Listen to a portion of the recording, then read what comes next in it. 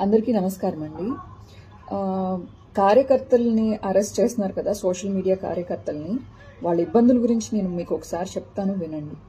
అసలు మీరు సమఉజ్జీలతో ఫైట్ చేయాలి. పిచ్చుకల మీద బ్రహ్మాస్త్రాలు వేయడం కరెక్ట్ కాదు. అలా తిట్టుకుంటూ పోతే, అలా అరెస్టులు చేసుకుంటూ పోతే, శరణు అన్న వాళ్ళని కూడా వాళ్ళని వదిలిపెట్టుకోకుండా వాళ్ళ మీద మీరు అస్త్రాలు వేయడం కరెక్ట్ కాదు. విజయమ్మ చెప్పారు కదా, ఏమైనా ఉంటే నా కొడుకుతో ఫైట్ చేయండి మీరు అని చెప్పి. అలాగా మీకు ఏమైనా ఫైట్ చేయాలి అని అనుకుంటే హీరోతో ఫైట్ చేయాలి. చిన్న చిన్న సైడ్ ఆర్టిస్టులతో మీరు ఫైట్ చేయడం వల్ల ఏ ప్రయోజనం ఉండదు. వాళ్ళు అమెరికా నుంచో లేకపోతే లండన్ నుంచో ఇంకా కొంతమంది కార్యకర్తలు పుట్టుకొస్తారు. వాళ్ళని ఏమైనా చేయగలుగుతారా? చేయలేరు కదా. ఇప్పుడు లోకల్గా ఉన్నారు కాబట్టి వాళ్ళని పట్టుకుని కుళ్ళబొడుస్తున్నారు. అసలు కార్యకర్త పరిస్థితి ఎలా ఉంటుందండి? ఇది రీసెంట్గా ఈ సోషల్ మీడియా కన్వీనర్స్ కూటమి ప్రభుత్వం వచ్చిన తర్వాత లోకల్గా ఉండే కొంతమంది ఒత్తిళ్ల చేత అనేక మంది ఆత్మహత్యలు చేసుకుని చనిపోయారు. దాదాపు 10 మంది చచ్చిపోయారు సోషల్ మీడియా కార్యకర్తలు. 10 మందో ఇంకా ఎక్కువగానే చనిపోయారని నేను అనుకుంటున్నాను.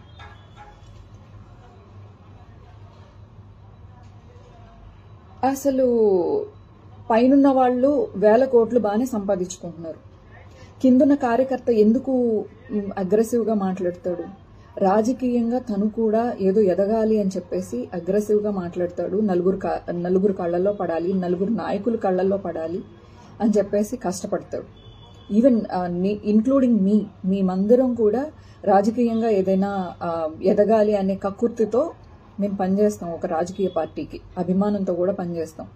అభిమానం అంటే ఇంకెంత అంటే పల్లకి మోసేవాళ్ళు ఎప్పుడు పల్లకి మోసేటట్టే ఉండాలి అని కొన్ని రాజకీయ పార్టీలు వాళ్ళని అలా పెట్టేస్తే ఇంక మనం ఏం చెప్పలేం. కానీ మీ నమ్మిన నాయకుడు అలా పెట్టడు. మీ నమ్మిన నాయకుడు చాలా స్ట్రాంగ్ అని చెప్పేసి మీ నమ్మి ఆయన కోసం పనిచేసాం. ఈరోజు రీసెంట్గా శ్యామల అనే ఆవిడని తీసుకొచ్చి అసలు ఏమీ కష్టపడలేదు పార్టీకి. ఏదో ఎలక్షన్స్ రోజులు ఒక 2-3 రోజులు పిఠాపురంలో తిరిగినందుకు ఆమెకి ఇది ఇచ్చేశారు, ఏది వైఎస్ఆర్సీపీ అధికార ప్రతినిధి. మేము కార్యకర్తలు చాలా మంది ఫీల్ అయ్యాం. మేమందరం ఇంత కష్టపడ్డాం, ఇంత అభిమానంతో ఉన్నాం, గుండెల్లో పెట్టుకున్నాము రాముడు సీతలాగా వాళ్ళిద్దరిని అని చెప్పేసి మేము మాలో సోషల్ మీడియాలో కష్టపడిన అనేక మంది ఫీల్ అయ్యాం. మాకు ఇవ్వలేదని కాదు, కష్టపడిన వాళ్ళకి పొజిషన్ ఇచ్చారు అని చెప్పి. రెండోది, మాకేదో మొన్న అనిత గారు మాట్లాడుతూ 5 రూపాయలు ఇస్తే పోస్టులు పెడతారు అని చెప్పేసి మమ్మల్ని అవమానంగా మాట్లాడారు. మీకు తెలుసా, నాకు ఒక ఆయుర్వేదం ట్రీట్మెంట్ కోసం, అంటే నాకు కరోనా టైంలో పానిక్ అటాక్స్, ఈ యాంగ్జైటీ ప్రాబ్లం అనేది ఒకటి స్టార్ట్ అయింది. నాకు ఇంగ్లీష్ మందులు వర్క్ అవ్వక నేను ఈ ఆయుర్వేదం ట్రీట్మెంట్ తీసుకుంటున్నాను. రీసెంట్గా నేను ఇలాగా ఆర్థికంగా చాలా ఇబ్బందులు పడుతున్నాను, నాకు ట్రీట్మెంట్కి కూడా డబ్బులు లేవు అని చెప్పేసి వైఎస్ఆర్సీపీలో కొంతమంది ఎవరైతే ముఖ్యమైన వాళ్ళు కొంతమంది ఉన్నారో వాళ్ళకి ఫోన్ చేసి ఏడ్చాను, లిటరల్లీ ఏడ్చాను. కానీ ₹1 హెల్ప్ చేయలేదు. తెలుసా ఇది మీకు?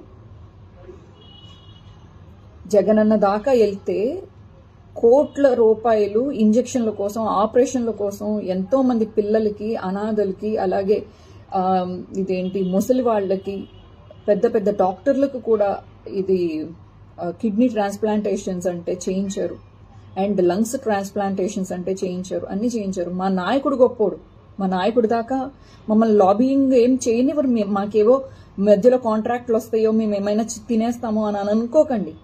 ఎమ్మెల్యేలు, ఎంపీలు, ఎమ్మెల్సీలు వీళ్ళందరికీ ₹1 ఉంటుంది, కానీ కార్యకర్తలకి ఏముంటుందండి?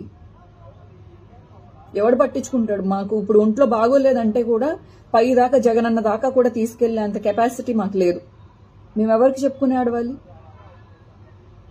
మీకు సారీ కావాలి అంతేనా? సరే, నేను సారీ చెప్తాను.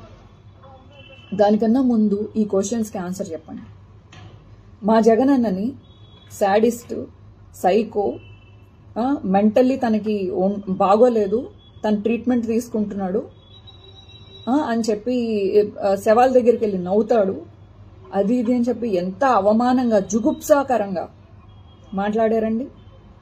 చంద్రబాబు నాయుడు గారు అండ్ ఇదేంటి పవన్ కళ్యాణ్ కూడా ఎంత అవమానంగా తొక్కి నార తీస్తాం, అదో పాతాళానికి తొక్కుతాం.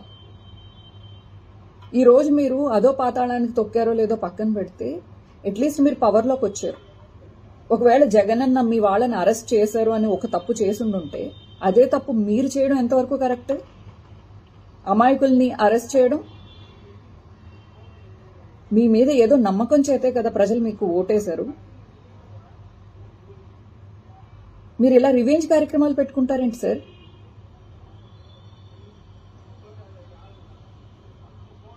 పిచ్చుకల మీద బ్రహ్మాస్త్రాలు ఏంటండి? శరణు అని సారీ అని చెప్పిన వాళ్ళని కూడా అరెస్ట్ చేయడం ఏంటండి?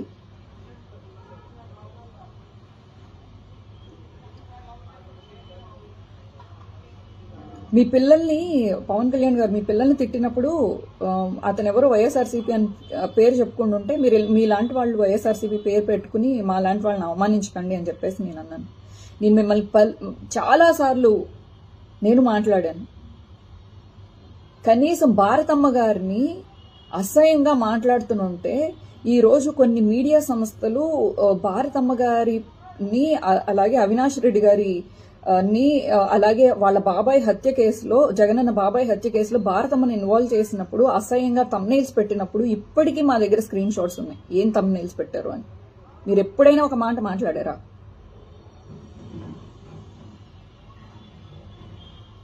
ఎవరైనా ఒక మాట మాట్లాడారా? ఈరోజు కట్ చేస్తే భారతమ్మని తిట్టిన వాళ్ళు, జగనన్నని తిట్టిన వాళ్ళు, అసహ్యంగా మాట్లాడిన వాళ్ళు, అసహ్యంగా థంబ్నెయిల్స్ పెట్టిన వాళ్ళు కట్ చేస్తే ఈరోజు పొజిషన్స్లోకి వచ్చారు. మా జగనన్న మేము ఇంత కష్టపడినా సోషల్ మీడియాలో మాకు ఏ ఇంపార్టెన్స్ అంటే అదే ఆయన దాకా వెళ్ళనివ్వరు. చాలా మంది మధ్యలోనే తొక్కేస్తారు మమ్మల్ని. జగనన్నకి తెలిస్తే మేము కష్టపడుతున్నామని తెలిస్తే, మేము ఇబ్బందుల్లో ఉన్నామని తెలిస్తే ఆయన కడుపులోది కూడా తీసి పెట్టే రకం ఆయన. జగనన్న బుద్ధి చూసి, జగనన్న మంచితనం చూసి, జగనన్న మీద అభిమానంతో ఇంకా చేస్తున్నాం మేము. కానీ మిడిల్లో ఉండే రాజకీయాలు మీ అందరికీ తెలీదా అండి?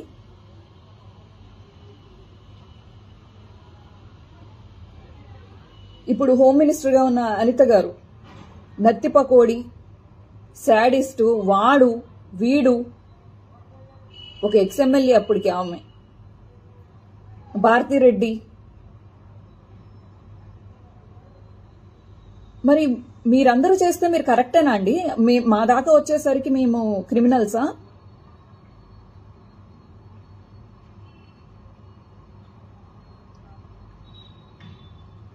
ఈరోజు మా ఇంట్లో పెళ్లి కావాల్సిన వాళ్ళు ఉన్నారు కాబట్టి మా వాళ్ళు బలవంతం చేసి ఈ వీడియో చేపిస్తున్నారు. నీ మూలంగా ఇప్పటికే మా కుటుంబం సర్వనాశనం అయిపోయింది. రిలేటివ్స్ కూడా పిలవడం మానేశారు పెళ్లిళ్ళకి, వీటికి. ఏదో ప్రశాంతంగా బతుకుతున్నాం. ఇప్పుడు మళ్ళీ నువ్వు అరెస్ట్లు అని అదని ఇదని వెళ్తే ఈ పెళ్లి కావాల్సిన పిల్లలకి పెళ్లిళ్ళు కూడా అవ్వవు. నువ్వు చెప్పు సారీ. ఓకే, నేను సారీ మా వాళ్ళ గురించి చెప్పడం కాదు, మీ పర్సనల్గా వెళ్ళడం, మీ పర్సనల్గా మీ కుటుంబ సభ్యులను తిట్టడం, ఒక పవన్ కళ్యాణ్ గారి దగ్గర నుంచి, అలాగే లోకేష్ గారి దగ్గర నుంచి వాళ్ళ కుటుంబ సభ్యులకి, అలాగే పవన్ కళ్యాణ్ గారి కుటుంబ సభ్యులకి, అలాగే మీ సోషల్ మీడియా వాళ్ళకి, మీ మీడియా వాళ్ళకి అందరికీ సారీ. మీరు కొట్టిన లాస్ట్కి చెప్పించుకునేది సారీ కోసమే కదా, అదేదో ముందే చెప్తే అయిపోతుంది కదా. భయపడో లేకపోతే మీరు ప్రచారం చేస్తారు భయపడి సారీ చెప్పేసింది, ఒక వీడియో రిలీజ్ చేసింది అని. కానీ ఒక్కటి గుర్తుపెట్టుకోండి, నాతో సారీ చెప్పించుకున్నారు, బాగానే ఉంది. నేను వాళ్ళని మీ పర్సనల్గా ఎందుకు కార్యకర్తలు వెళ్లాల్సి వచ్చింది అనేది ఒకసారి గుర్తు చేస్తాను చూడండి. జగనన్న అంటే మాకు ప్రాణం. ఆయన మాకు పొజిషన్స్ ఇచ్చినా లేకపోతే మాకు ఫైనాన్షియల్గా హెల్ప్ చేయకపోయినా, మేము ఇబ్బందుల్లో ఉంటే పట్టించుకోకపోయినా, ఆయన దాకా వెళ్ళదు, ఆయన దాకా వినిపించలేదు, అందుకే ఆయన హెల్ప్ చేయలేదు అని మేము నమ్ముతూ ఇంకా జగన్మోహన్ రెడ్డి గారిని మాత్రం వదలడం అనేది జరగదు. మీరు అన్నారు సిద్ధాంతపరంగా మీరు మమ్మల్ని వ్యతిరేకించండి, పర్వాలేదు. కానీ మీకు ఏమైనా ప్రభుత్వ పరంగా ఏమైనా తప్పిదాలు జరిగితే మీరు వ్యతిరేకించండి, పర్వాలేదు. కానీ మా కుటుంబ సభ్యుల్ని అన్నారు కాబట్టి ఈరోజు కక్షా రాజకీయాలు చేస్తున్నాము అని చెప్పేసి కొంతమంది బహిరంగంగానే మాట్లాడుతున్నారు. కార్యకర్తకి ఏముంటదండి, వాళ్ళ ఇంట్లో సరిగ్గా ఒకటి ఉంటే ఒకటి ఉండదు వాళ్ళకి. సమఉజ్జీలతో ఫైట్ చేయండి ప్లీజ్. రాజకీయంగా మీరు సమఉజ్జీలు, మీకు 1000 కోట్లు ఉన్నాయి, ఆయనకి 1000 కోట్లు ఉన్నాయి. మీరు ఎమ్మెల్యే ఎంపీల్ని అరెస్ట్ చేస్తే పోనీ, లేకపోతే వాళ్ళని ఏమైనా బ్లాక్మెయిల్ చేస్తే ఒక 50 కోట్లు ఒక 100 కోట్లు ఇచ్చిపోతారు. మాలాంటి వాళ్ళు ఏం చేస్తామండి?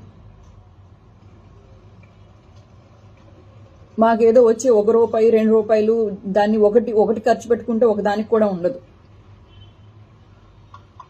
ఏం సంతోషం చెప్పండి?